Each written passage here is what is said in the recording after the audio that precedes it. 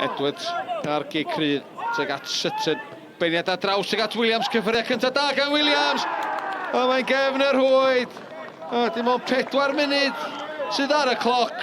Y gig cryf tuag at Sutton. Arbenniad lawr i'r prif sgoriwr yn rhwydo i 9fed gol o'r tymor. O, yn gig gwych gan Dave Jones sydd i lwybr Mwandwe sy'n brysgamu i mewn i'r cwrt Cosby. Nathon ni ar draws y cwrt 6. O, mae tu cefn i Williams. Gormod o flaen Davies. Yn cadw ar dir y chwarae Williams groesiad difn i mewn tuag at Mwandwe. Mae'r taro trawst. Oedd Buckley'n llonydd. Ddim wedi gweld yr hediad tu cefn iddo. A mi sleifiodd Mwandwe mewn. A methu cyfeirio'r bel o dan y trawst.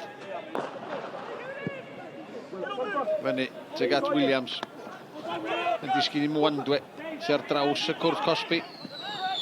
Mae'n cymorth, mae'n troi Buckley ar y middel cwrt Cosby. Cael ei faglu. Rushton yn crymanu'r bel y gelfydd i gefn yr hwyd. Dim gobaith unwaith eto i'r golwr. Yr eich rhoi clod i'r dyfarnwr am chwarae reol fantais. Trydydd gol o'r tymor i Rushton. Hanner awr o'r gêm di chwarae. A mae'r Drenewydd wedi dyblu mantais yma ar y graig. Roberts yn brysgamu ymlaen. Lledu'r chwarae. Tuag at James Davies ochr bell ar cae. Mae'n taro draws. Steff Edwards ar draws i Williams. Mor syml a hynna. Gol wych o safbwynt y Drenewydd. Gol siomedig dros ben dros safbwynt y Derwyddon.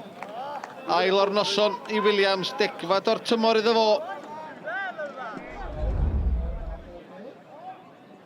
Evans ar gig gornel tuag at Sutton ar y post yn y gosa.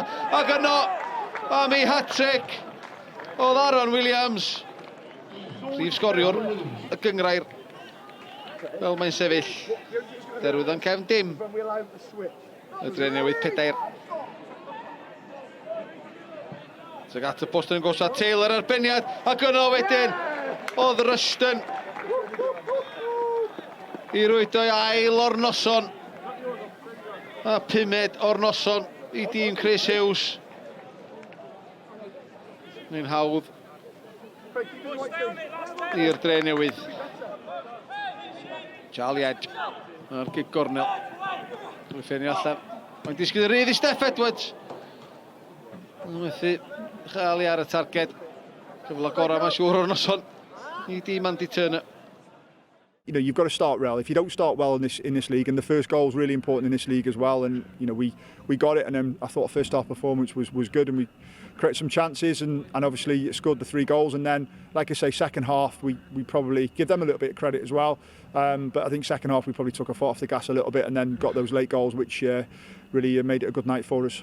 I'm a very calm, diplomatic person, but there's times when, you know, that diplomatic person kind of lets people know how they feel, and they knew how I felt today, and it's actually got to a point where I'm kind of the wick's wearing a bit thin, if you like. But I wake up every day wanting the best, and I expect the best from me, and I expect others to follow, because if you're a footballer at the highest level in any country you play for, you go about your business. But I've got a group of players that I'm working with, but they know that there will be changes, and I'm going to be totally honest. Whether it's to you, whether it's to them, whether it's to the chairman, whether it's to a fan, whether it's to the guy down the street, there's got to be changes, and changes for the good. You know, regardless of whether we go up or down, there's got to be changes, and it's got to be a positive change, because that's the only way we're going to move on as a club, and we're going to be. And I'm up for it, and I'm looking forward to it. Another hat-trick, second of the season, takes you now to as a Stands League top scorer? That's just part of football. Goal scorers want to score goals, and I've always called myself a goal scorer. The gaffer calls me a goal scorer, and that's what he's brought me in to do. And I can't do it without the boys supplying the passes and the team defending the way we do. So the credit goes to the boys. I'm just lucky enough to be on the end of it.